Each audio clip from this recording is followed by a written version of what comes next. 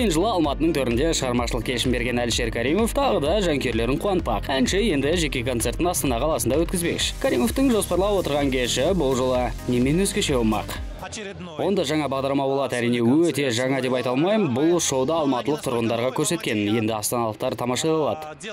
Әлішер жай ғана концерт емес, өте ауқымды шоу бағдарламасын ұйымдастыруда. Оның барысында әнші тек қонақтарына жаңа туындылармен көптен күткен үнтаспасын таныстырмақ.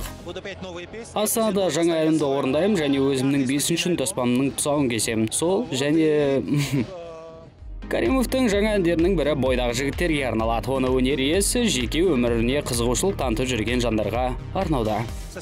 Мен жуырда сол жаңа әнімнің тұсауын кесем, ол бойдақ деп аталады. Бұл жеке өмірімді талқыға салып жүрген адамдарға менің жауабым. Оны қашан шығармақсыз? Мүмкін наурыз айында. Енді өзімнің жанкүйерлеріме әрдайым күтіңдер деп айтамын. Мен сіздерді жаңа туындылармен жиі қуантатын болам және сөзімде тұрам.